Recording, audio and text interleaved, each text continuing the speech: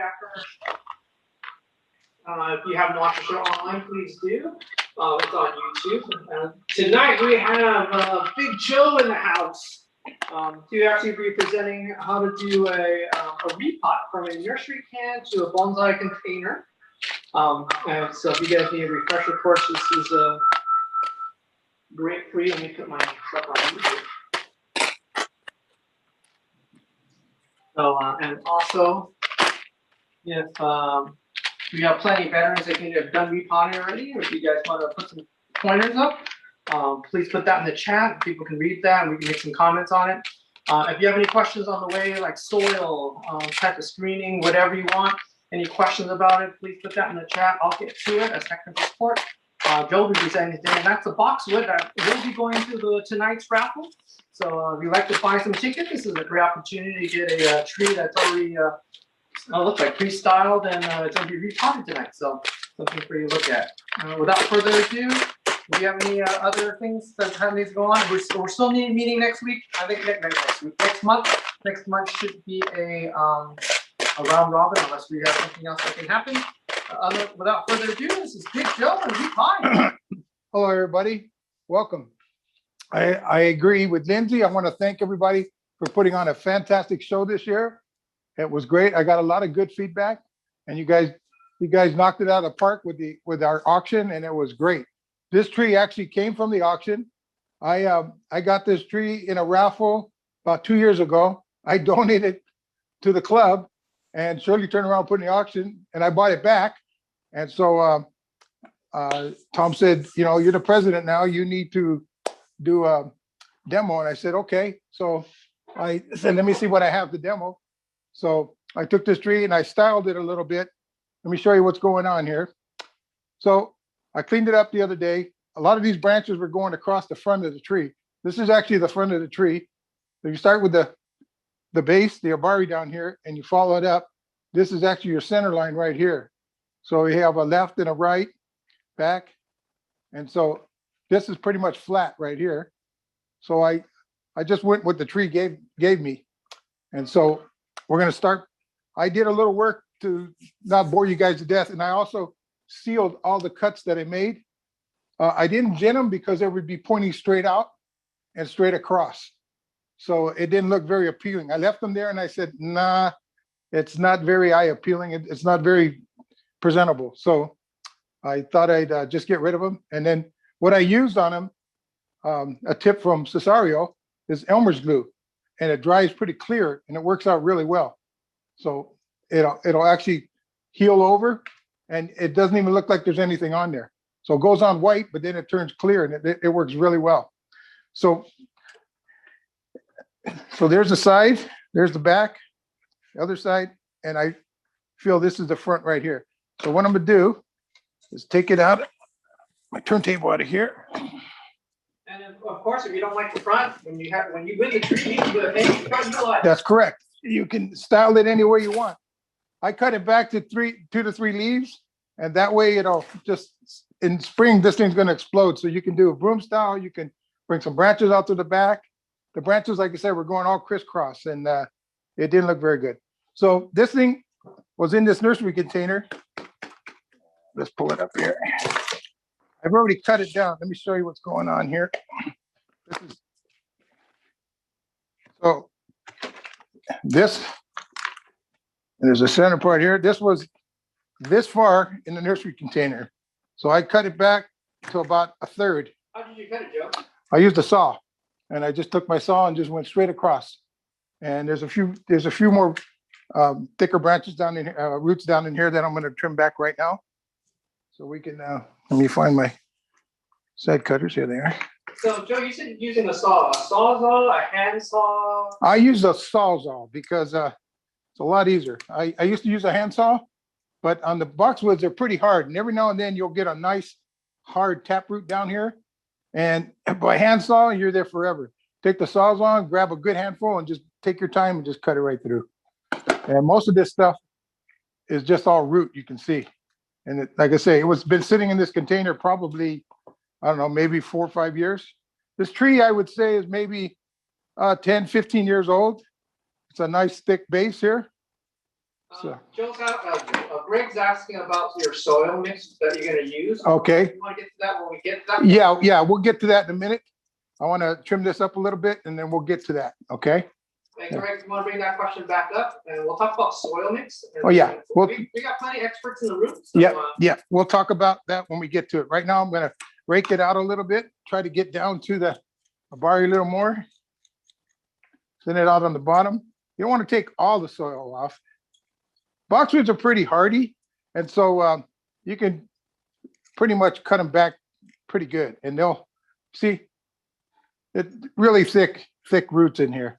And how much roots do you need to keep on a repot like that, Joe? I would keep about a third, just to give it, and to see how much I need to fill my pot that I'm going to be using. So you got all this extra hanging down. Trim it back. It's a nice heavy root, but it's in the wrong spot. Well, we might leave it. We'll bend it around. So let's get it back a little bit. Okay, there we go. Okay. So we'll give a few more rakes here. Tools out of the dirty soil here. A few more rakes. Clean this out. Nick says, go, Joe. I think Nick is, Nick, are you drinking wine tonight? Looks like you had wine cup earlier. Okay. So there's what we're at right now. Okay, it's a little bit thick right here. So. Gosh, wow. I have a bottle of good old H2O right here. I want to keep my roots nice and wet so they don't dry out. Not too bad in the evening. In the daytime, it's pretty, these things dry up really fast, really fast. Lindsay's asking, is the pot there and can we see it? Yes, I will get to that right now. Let me get this. I'm going to move that in the next minute here. Okay, I'm going to get rid of this and then we'll bring that in right now. I'll show you. Okay. So we'll get rid of that one. I like to use a container because then it kind of keeps our mess to a minimum. All right. Okay. So here we go. So I've already prepped the pot. It's just a plastic growing pot for right now. And what I did is I used I like this heavy screen, and I've already wired it up, ran my wires across the bottom. This stuff is pretty good because they sell the little thinner stuff, but it's not very good. You can buy this whole sheet like this for $1 at House of Bonsai. So I usually get about 5 of them, and I got plenty. Hold it up to the camera slowly so people can kind of look. Is that like a foot by 12 inches by 18? Yeah, probably about 10 by 12, maybe about a 10 by 12 sheet. And then you just cut pieces out of it as you need. So this was a whole sheet like that, and so I cut it like that. Hold it to the camera slowly so they can see. Okay. All right. That one. The pot. The pot. Oh, okay. See where that goes. Okay. Perfect. So cover up your holes, and there's several ways you can hold your screen in the bottom. A lot of people do a little quickie, bend it like this, find your size of your hole, and then you give it another quickie like that, and you bring it through. This will go through the screen into the pot hole, and then you bend it over, and that'll hold it in place. And there's several different ways you can do it. That works pretty good. There's another way that there's a figure 8, and then there's another one that Jim Bear taught me, and it's a scissor one. That's kind of like what I like here, because that gives you, if the hole's too small or too big, all you do is move it, and it'll fit the hole the size that you need, and you can put it in there. So Greg is this the first repot pruning from a nursery pot? For this tree, I think so, because as thick as the roots were in that pot, I would say so. Yes. So now, Mitch is asking, where did you get the container for holding all the dirt? Those are concrete mix. That's correct. Yeah, these are concrete mixers. You can get them at Home Depot. I believe they're about $5 or $6. I have about 3 or 4 of them. I like that because, like I say, minimizes your mess. I always use 2, one for my dirty soil and one for my clean soil. So now we're going to set this in the pot to see where we want to go with it. So we need to trim a little bit more in the back here. Let me bring this so you guys can see. So this is what Joe did. So he has the screen in front with the clips that's going through. And on the back side is where he attaches that. That's the side there. And then he has these tie down wires that he put in right. That's what you see on the outside there. Yeah. And what I like to do to my tie down wires, I always bend the tips down. When I was in high school and I took a welding class, and they really, when you're welding and the rod is sticking up in the air, you don't want to put your eye out. This is kind of like the same thing. If that thing's in like that and you're down in here looking, you could put your eye out. So I always just take my finger and give it a little bend like that, just for safety. Okay. So now we're going to set this in the pot to see where we like it. Kind of like it in that position right there. Like I said, where's my, so we're going to kind of find the base of the tree, come up, and this is the center point of the tree. So we have a nice root coming across here, nice root here, and a couple in the back. That's about as far back as I can get it, because I don't want to take too much off back here because it's kind of thin. So now we'll get to soil. Okay. A lot of people use 1/3, 1/3. So we have akadama, and we have pumice, and then we have I'm sorry, scoria. We have scoria. So this is a 1/3, 1/3, 1/3, and it'll be mixed up, and it'll come out like this. Okay. So that's probably most people use that. I use this mixture here. I get it from June and David. It's about, and these are about $25, $30, $26 a bag. You can buy 3 bags and mix it up and you'll have plenty of soil. Tom has a big old plastic container over here.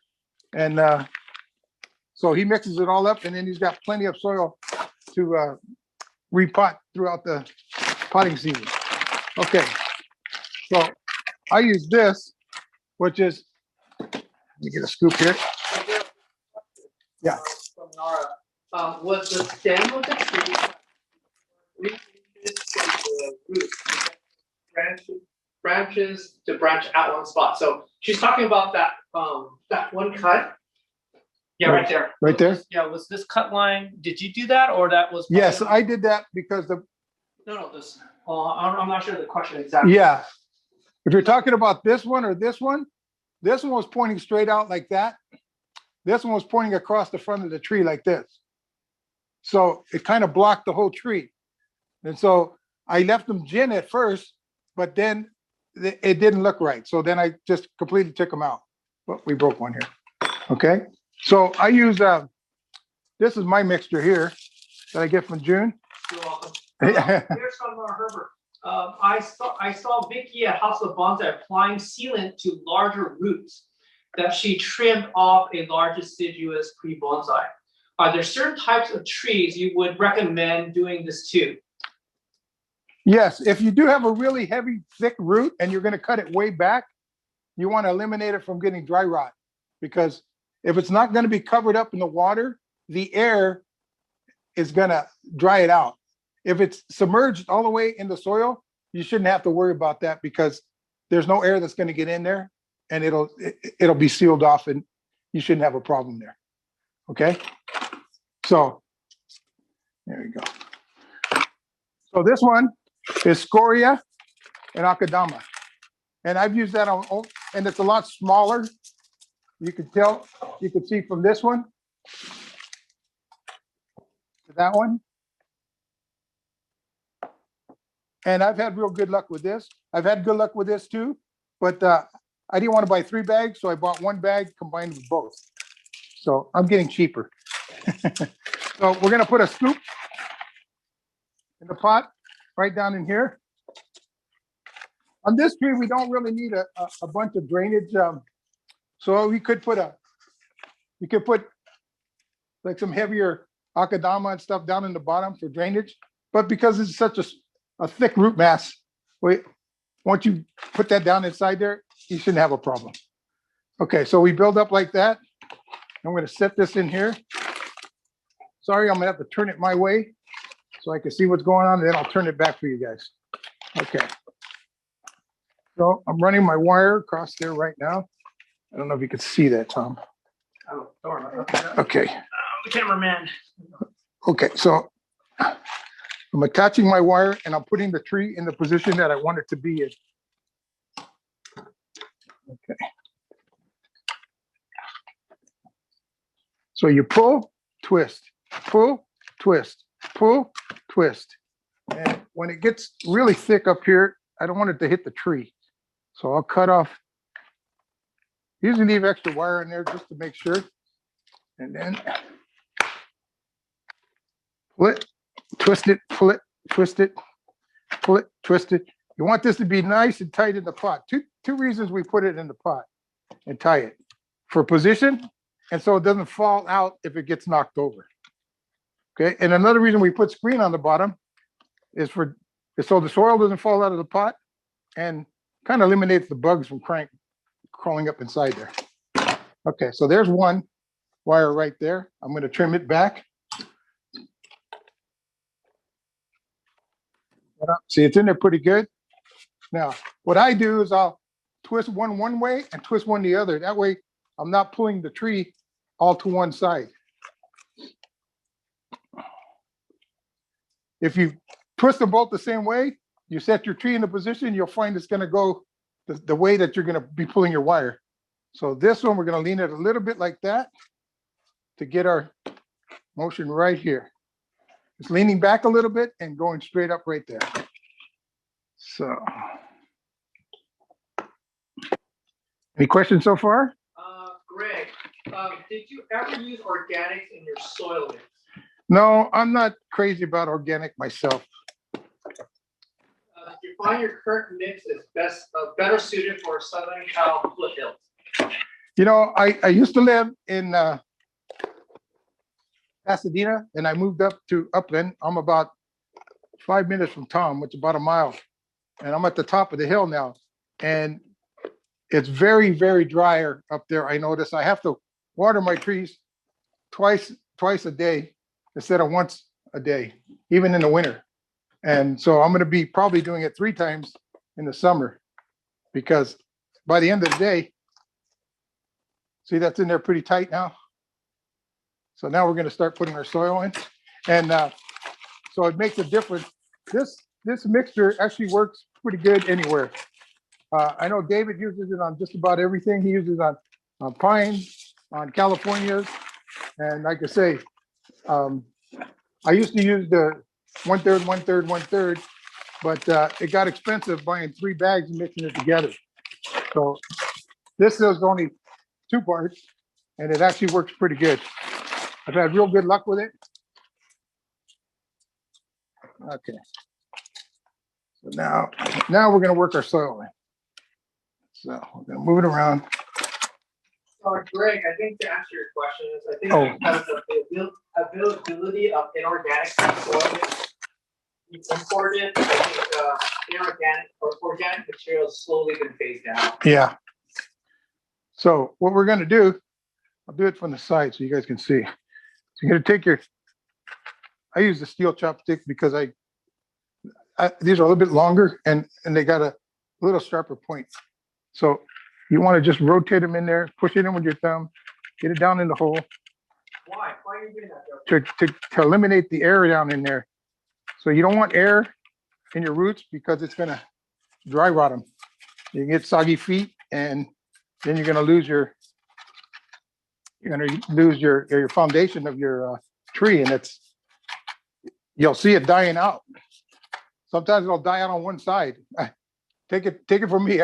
I've done it. So you find out what works and what doesn't work, and you try not to do it again. So I got a root, one big one sticking up here. I take that. Okay, that was going up this way. Okay, so we're going to work this down in here. You're going to use more soil than you think. Okay. The top really high. Does it need to be invested before you cut it down? So you can see the gap there. Yeah. Well, I left that much of the root mass, and that the pot is only this thick. So I left 1/3 of the root mass. Okay. So later on, when you repot it, you can even drop it in lower. If you take off too much, your tree might not do very well. So you want to make sure you leave enough root mass in there for it to recover. Although boxwoods are pretty healthy and they're pretty sturdy, but you still don't want to short them on the roots because they still need to get all that nourishment from the bottom all the way up to the tree and now extending to each branch. And you'll see in a couple months, this thing will be pushing everywhere. So you can design it however you want. Like I said, what I like to do is start from the front, find the front of the tree, and then find the center of the tree and find, this is actually where your actual center of the tree and your apex is coming forward. Then you have, this one actually has branches on both sides, so it kind of makes it easy. Has a back branch here and a back branch here. So it kind of fell right in with the rules real easy once I trimmed it up. So. Lighting on it really good. Mitch, the instruction's outstanding. Thank you, Joe. Oh, you're welcome. Great. Yes, it is. Good job, guys. Nick Kemp, definitely. So you just keep putting as much soil as you can get in there and just keep working it in. You think you don't have enough soil until you can't you can't do this anymore. You'll find out. See? It's too late, Mike. It's already gone to his head. Yeah, this is the slow process right here. That you got to make sure you get it packed in there, and you'll feel it. You feel it going in there really hot. It'll get tighter and tighter. You just create like a tornado, and just keep pushing it in with your thumb. And then you see as it comes, you'll start working it, and you'll feel it. You can see my chopstick stops. There's the bottom, and as I get going, it'll get harder and harder. There. So that one's. So you do that all the way around the tree to try to get as much soil as you can down in there to eliminate all that air as you can. And what I like to do when I get done, there's several ways you can soak your tree. You can take it, hose it down. What I like to do when I get done, I'll take this pot and I'll dump out all the extra, and I'll put water in here, and then I'll just set the whole tree right inside of there, and then it'll eliminate all the air bubbles in there, and let it sit for about 10 minutes, and then pick it up and then drain it, and it's pretty well watered really well, and it helps to compact the soil really well too. I find that works out really well. On the small trees, you can do that. On big trees, they get kind of heavy. It's kind of hard to, you got to have a pretty big container to submerge the whole tree. So you put it on real soft mist and just keep soaking it like this. You'll start seeing the brown coming out of the bottom of your pot. Then you know you're flushing your soil pretty good. That's really important. You want to hose down or drain or dump on. You want to get those fine dust particles. You want to sift your dirt. You want to make sure that when you're watering, the mud is clear, and that's big. Especially when you're using pumice or akadama, you get that dust. And then notice when you water, you get that fine dust. Yeah. Comes out, when the silt that comes out, you want to make sure that runs clear, then you know most of that part was gone. This soil you don't have to sift. It's pretty good already. I find when I would mix my 1/3, I noticed, like you said, the akadama would get real powdery. So what I would do is I'd sift that bag and put it in a container, and then I'd sift my pumice. The pumice breaks up pretty good too, because it'll go right into our powder. Your scoria pretty much stays pretty good, so you don't have that much of a problem.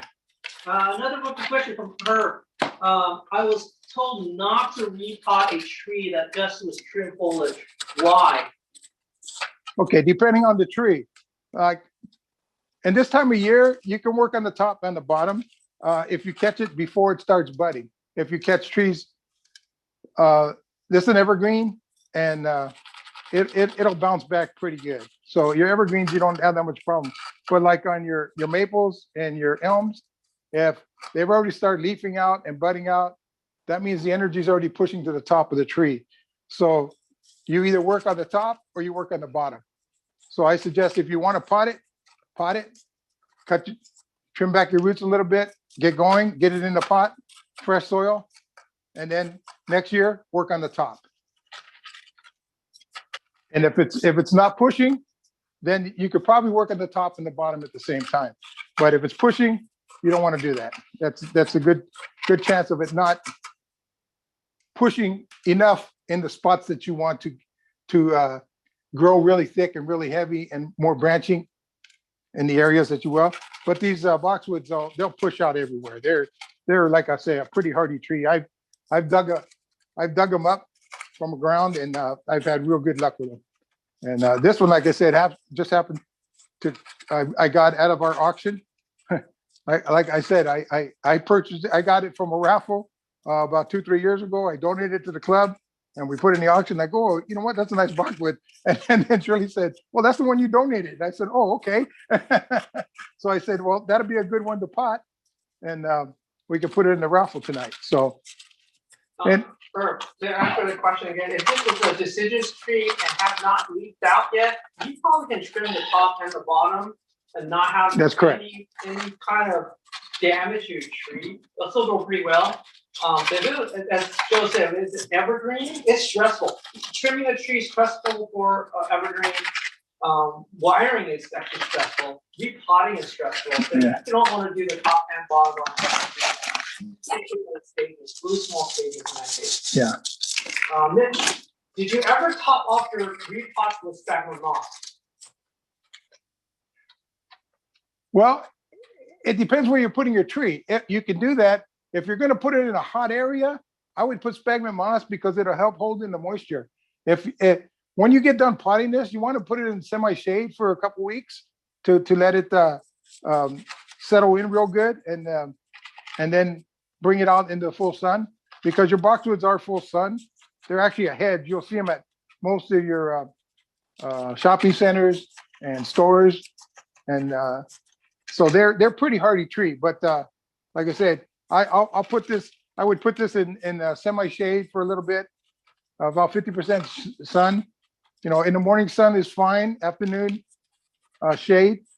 You don't want to burn it right away, but it'll bounce back pretty good. So look, my chopstick is stopping, so I know I'm doing pretty good right there. Pretty much covered in all over the place.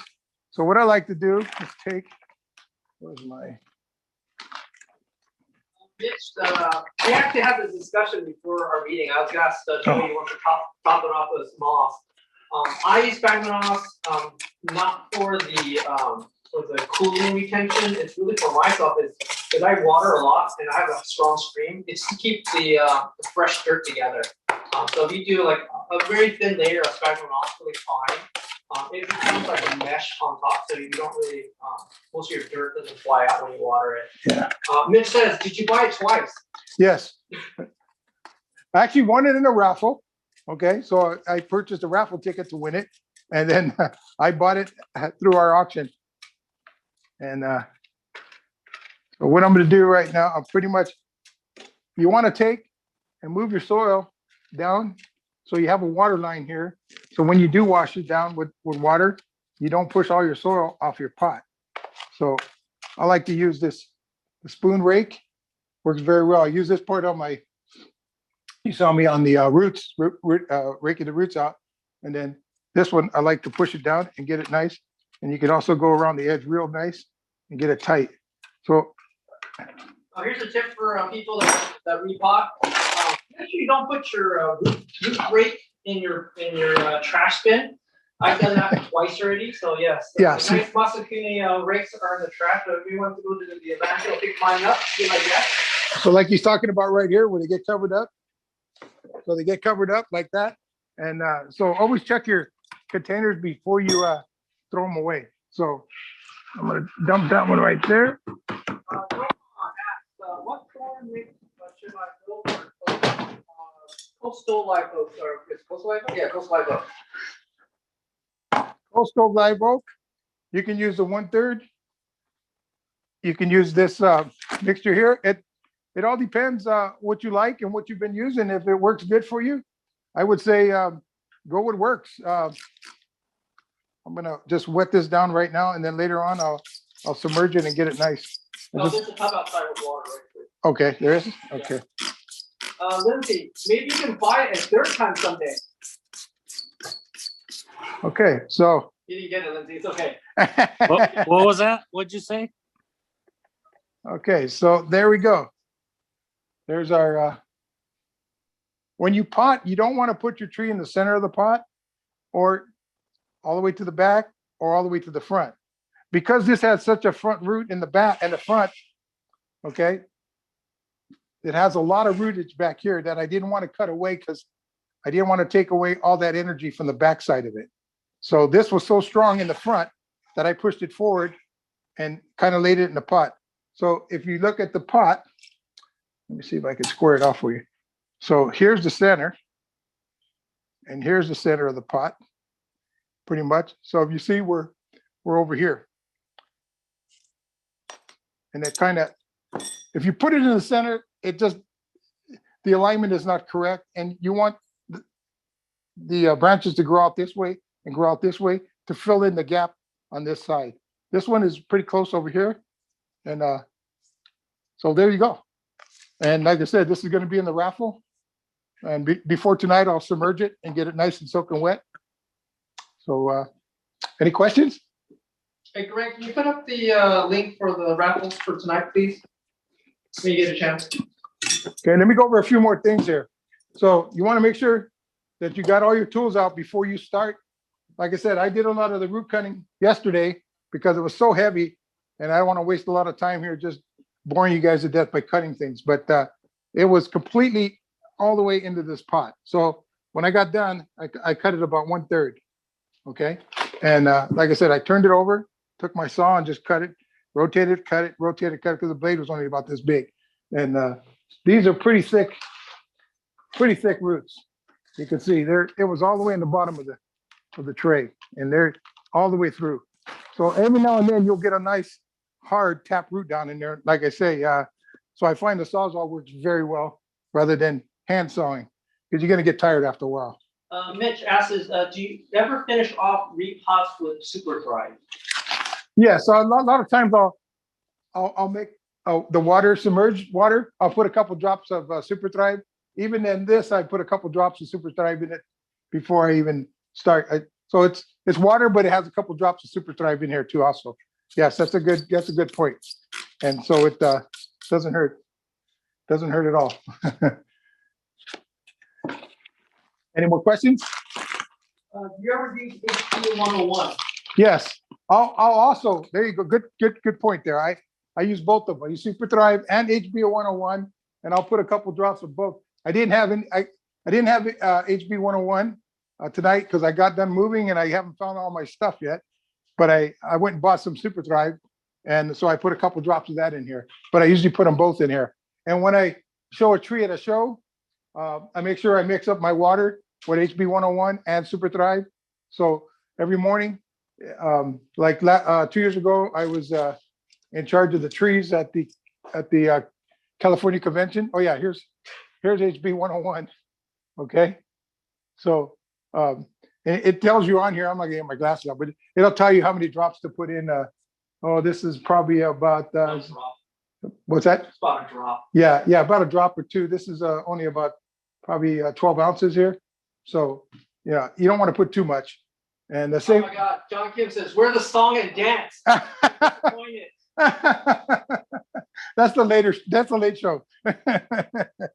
Mitch says HB 101 being very hard to find. You know, any suppliers are still. You can go online and find it. I know everybody, and the problem is we're not having shows, so it's really hard because a lot of the vendors would have them at the shows, and that's a very disappointing for a lot of us that go to the show. Like I bought all my tools from David and June, and I actually did it at the Bonsai-a-thon, and it makes it convenient, you know, when you can go there and the vendors are there. And I bought a bunch. I buy pots. Nathan Simmons there. I bought a couple pots from him, and you know, it's nice when the vendors are there, and we have like 20 vendors at the Bonsai-a-thon from all over, and it's kind of nice because you see a nice variety of trees, and you go, oh man, I need one of those, so you buy it. But not having the shows is kind of tough. So anytime you have a chance to go on a trip and get a tree from somebody, excuse me, I need some water. Like we go to Ed Clark's up in Lindsay, California, and he's got a great, 2.5, 3 acres up there, and pretty much a lot of bonsai material. So I usually go up there. I'll buy 1 or 2 trees at a time, and it's great because slowly build up your collection. And he's got very good stuff. And House of Bonsai has a lot of good stuff. There's places all over, and it's getting harder and harder to find good material anymore. And so that's the thing. But right now it's potting season, so probably maybe if the weather stays cool, maybe till late March, you could probably continue potting. George Eager asks, is there an other ideal time for repotting, or early spring the best? Early spring is the best before things start pushing.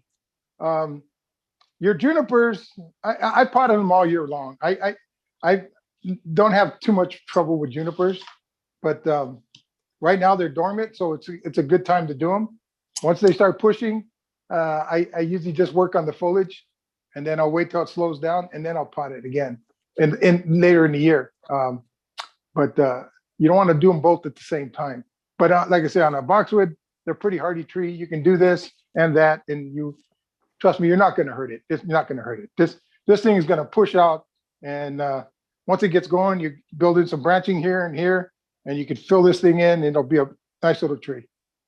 So another good time for repotting, if you're having semi-tropicals or tropicals, will be in the mid of summer, July. So if you have olives, olives are a great time for also main heat. All tropicals, great time would be July. That's when they're kind of dormant too for those tropicals. So yeah, your olives are pretty hardy. You can just about what they call flat cut them. So you take them, they have a bunch of roots hanging down, and you cut them, and you can flat cut it as long as you got rooters coming from both sides, and they'll start taking off on you. That way you can get them nice and low in your pot and get them tight. Because when you bring them up, you'll see they got roots going everywhere. But yeah, olives, a lot of people will flat cut them and they'll just take off. Yeah. I just repotted some pines last week and applied organic fertilizer already, since it was slow release anyways. Organic should be okay, right? I'll go. I just repotted some pines last week and applied organic fertilizer already, since it was a slow release. Yeah, if you're using a slow release, it's kind of early to fertilize. But if you repotted it, it's okay. Like I'll start fertilizing right about spring when things start popping. I don't want to push them too fast. I want them to start working on their own, and then I'll fertilize. That's how I've had good luck with them. You don't want to over fertilize, because then you start growing a lot. You'll be growing a lot of weeds in here. So trust me, you just want it, and you want to get a slow release. You don't want a fast release. So it'll take its time over a period of time. That way it'll last a couple months on you, rather than doing one every month. And there's a lot of fertilizer out there. I'm not going to cover a lot of that stuff because I'm not that skilled in the fertilizer. I just know what works. I use the tablets. The Grow Power. Yeah, Grow Power tablets, and they last. It says on there 12 months, and they're usually pretty good on there. And you just put on this tree, I would put one, and that would be plenty, pretty much for the whole season. And you just gotta look at your trees, water them every day. Like I say, I water mine every morning, and then in the afternoon, because I start touching the soil, and if it starts drying out, I want to make sure I don't lose all my trees. I've got about 50 trees, and you put all the love and care in these things, and you want to make sure you take good care of them. And without water, it's just like us. Without water, we're not going to last. So, Herb, are these pines finished trees, like they are show-ready trees, or are these trees like going back into your nursery spot? Another question from Greg, while I get Herb to write that question down. I lost track of it. Oh, there, it's from Greg. What are your thoughts again on repotting as a tree is pushing? It depends how much. Is it just starting to push, you're fine. But if it's already developing leaves, and you want to catch it right when you start getting some buds. But when the buds start opening, I wouldn't mess with the roots too much, because you're going to slow it down. Because remember, The energy's got to come from the bottom, work its way up, go into the tree, turn around and go back down. So if you start putting stop signs everywhere, the tree's going to say, hey, something's going on. And I'm going to turn around and go back down. So remember, your roots, they work like your house piping. They'll come, the tree will come up, go just like coming up a pipe, turn around and come back down. So you get all of that nourishment going up and down the tree, and it starts going out. And when you start trimming things that are already full, boxwoods are an exception to that. I find that out. I've trimmed them all kinds of times during the year, and I really had good luck. I mean, like I say, these things are pretty invincible, pretty destructible. I mean, you just boom and cut them back, and they'll come back on you, and you really don't have much problem. But on your elms and your maples, you got to be careful, because once they start pushing, especially your maples, you're going to get 4 or 5 stems coming out in one area. So if you start trimming back, you're going to have dieback, and you haven't developed those areas yet. And you're going to go, oh man, I wanted a branch there, and it's too late now, because you'll see it start to die back. So I'd be real careful. If they already got leaves on right now, I've got my Chinese elms already pushing. I've got 2 of them that are already, one is completely, well, actually 3 of them are completely covered with leaves already. And it's pretty early, but I mean, they're solid. And so what I will work on foliage, not the rootage, because they're pushing very strong right now. With that same thought, John Kim asks, are there any tips for encouraging back budding for a boxwood? If you cut it short, back to two leaves, then it should push. Sometimes if you get an old tree, it's not going to bud where you think you want to, but this tree, it'll start pushing here. It'll start pushing here and start pushing here. You'll see it. Yeah, you might want to push it back and get it tighter, and then it'll force itself to start pushing everywhere on a boxwood. That's what I find out works very well. And right now it's pretty early, so it'll probably do really well, because they're now just waking up. I still have a couple boxwoods at my house. They're still in the brown, the dark green, brownish. They're not that live green like you'll see on some of these. These are still kind of dark green, so they're not quite woken up into the springtime yet. But it'll push. It'll push. Mitch, I have a box with a gazillion small roots right at the surface of the soil.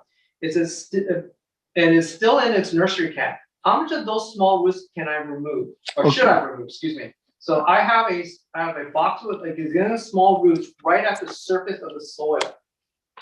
So you're talking about these surface roots now? You're talking about at the Nabari level, or below the Nabari level, or correct, above the Nabari level? Yes. Are they sitting on the soil, or are they below the soil? If they're above the soil, they're dried out already. They're below the soil. So they're below the soil. Okay, you want to take a good look at your bari and see which way your roots are going. Your main roots are going, and if those are covering up your main roots that you want to be showing, I would just trim them back all the way back.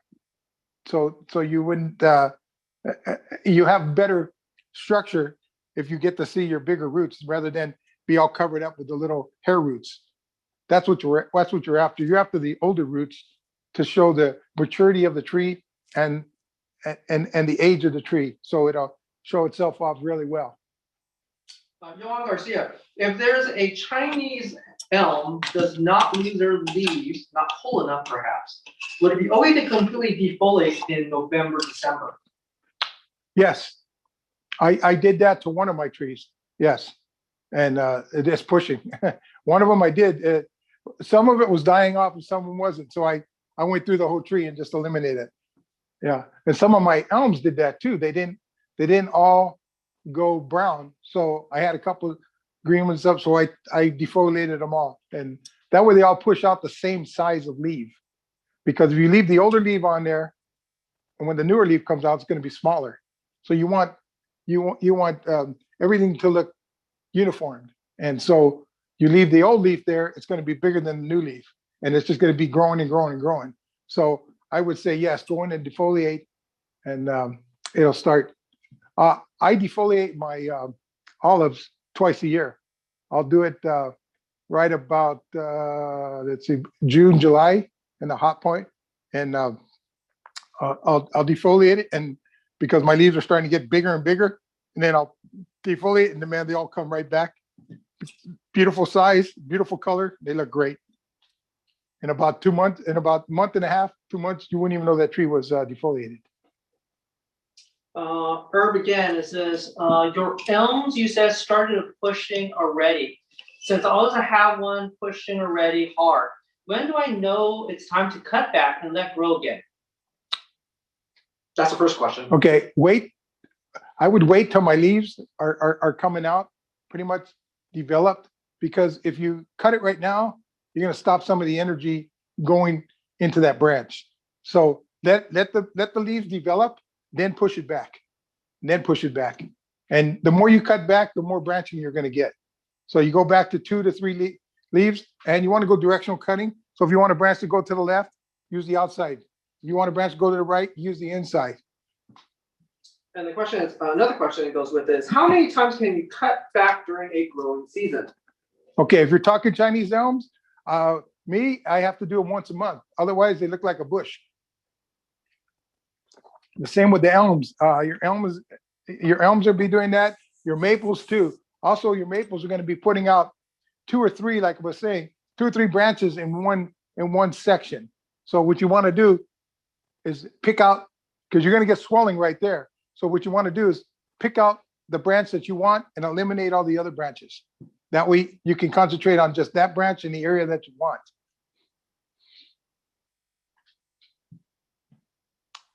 Any more questions?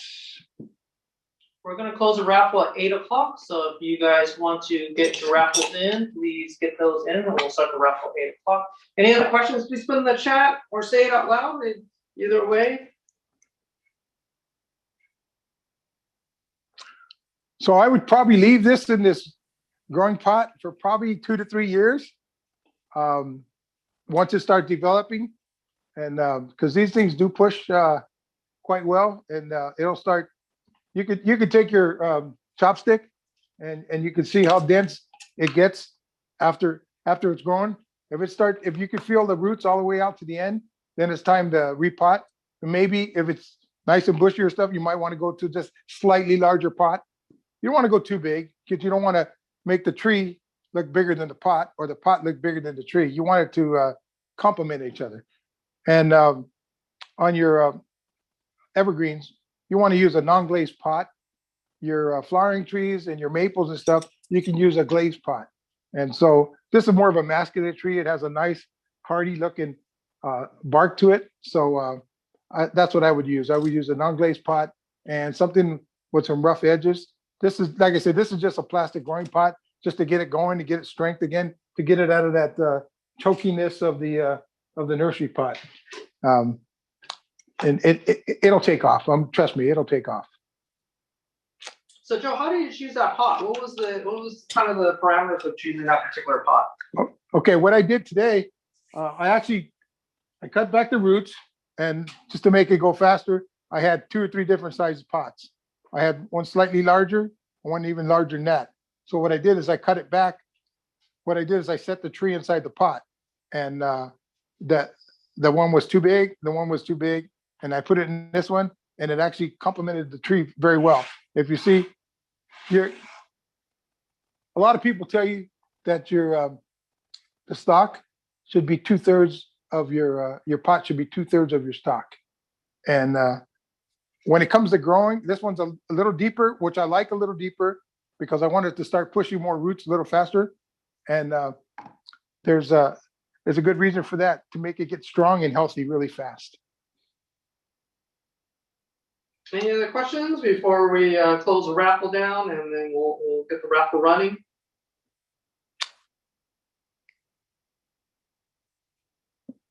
Any more? Thank you so much, Joe. Like I say, when you start potting, make sure that you get your pot ready before you get your tree ready, because you don't want your roots to dry out.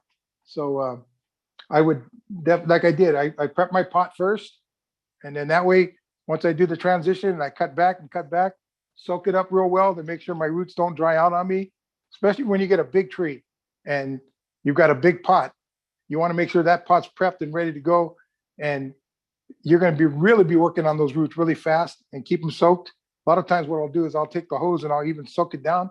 If I've got a nice big juniper or an elm that has a nice big stalk on it and I don't want it to dry out, sometimes I'll just take one of my containers here and I'll just set it in the water until I'm ready to get my pot done.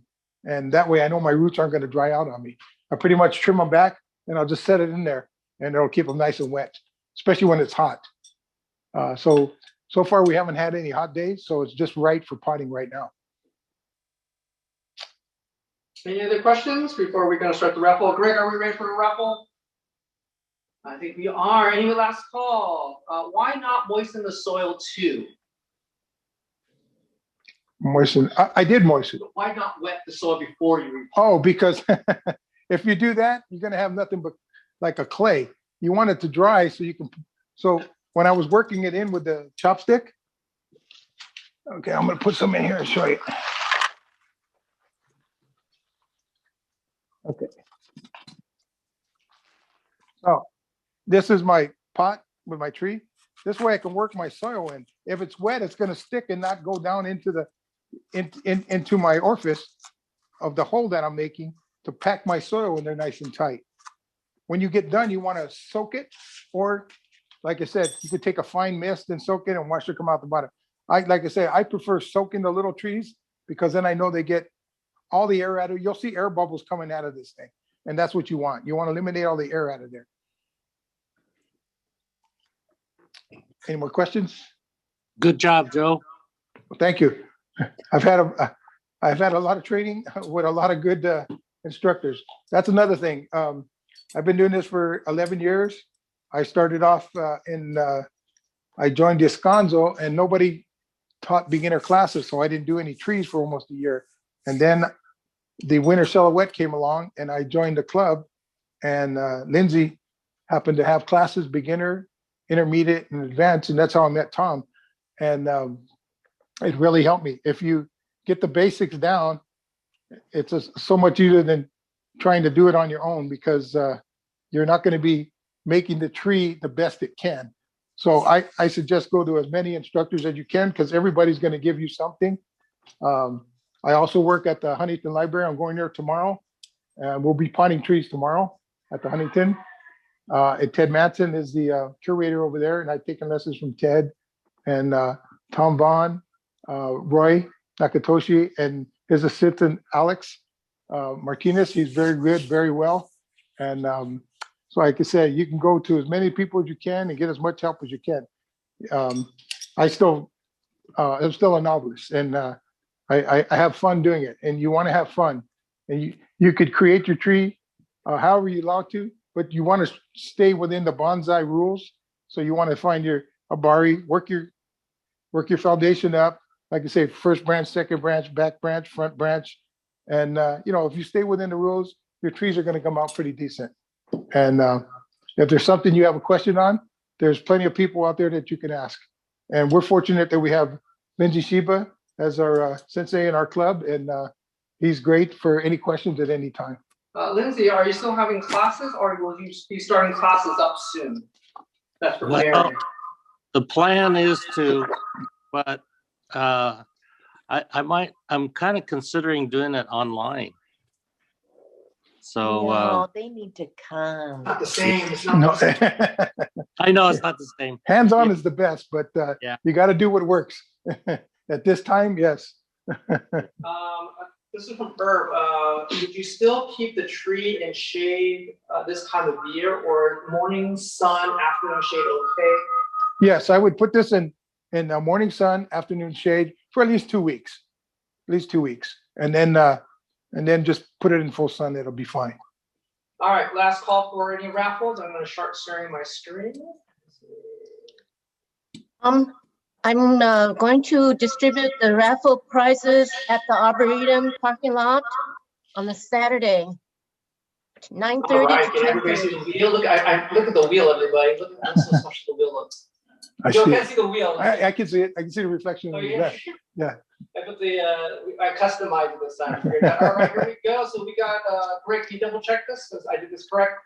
2 for Greg K, 4 for John Kim, 4 for Mike Kelly, 2 for Nick Kemp, and 4 for Johan Garcia. Is that correct?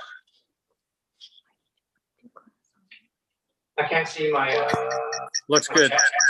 Looks good. All right, here we go. First one up, it will be the Boxwood. Oh, here we go. So, good luck.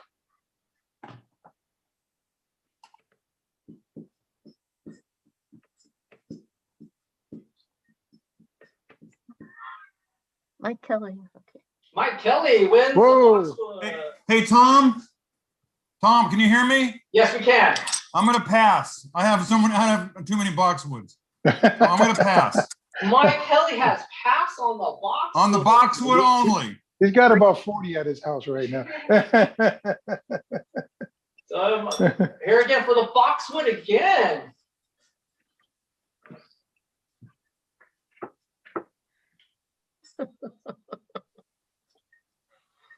Now, wait a minute. If I Mike, pass you're- again, you're do I keeping the lose another Boxwood. spot? Bring someone else. Mike wins the Got Boxwood. But I lose 2 spots. How come I lose 2 spots? So funny. You're keeping the Boxwood, Mike. Shirley, what's next on the list? Round, blue pot, I'm sorry? a blue pot, Blue Pot's next. Here we go. round 1. I'll do a shuffle. Make everybody happy here.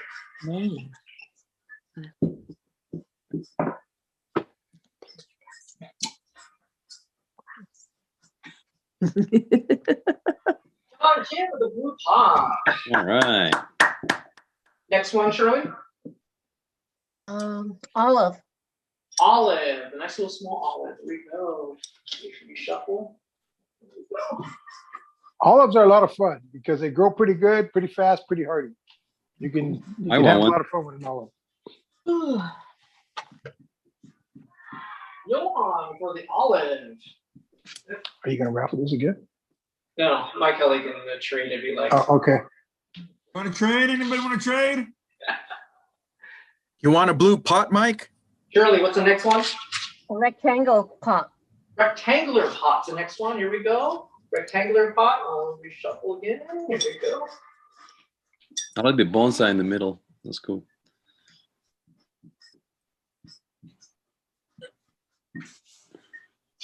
John Kim for the rectangular pot. All right. And it should John, be did one you want more, to trade correct? the boxwood for the blue pot? I'll give you both pots for the boxwood. How about that? I'll throw. Okay, sounds good. Done. Good. Shirley, what's the last item for tonight? rough bark, jade tree. Ooh, rough bark jade tree. Look at that. Here we go. Good luck.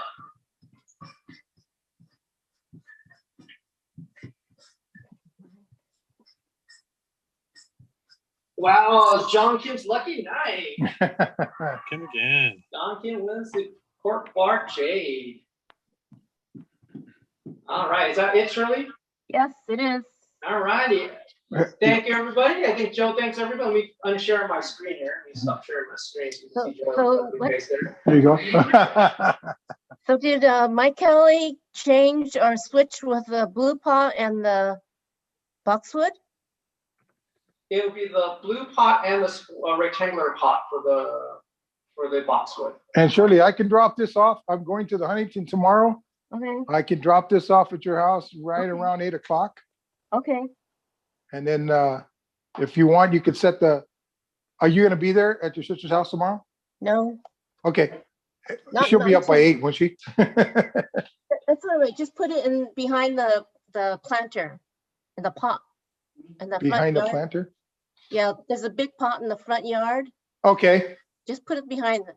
okay, put the 2 pots there and I'll swap it. Because I think Mike's going to the Huntington tomorrow. Okay, No, I'm not, Joe. Oh, you're not? Okay, No. all right, then I'll just drop the tree off. Alrighty, so for next month, it'll be a round robin unless, I think if temperature looks good, we might do a maple, leaf plucking to show you that technique, how to shorten your, inner notes for maples, just depending on the timing really in that case. Other than that, I hope you guys had a great night. Let's thank Joe one more. Let's get Joe a round. Hey!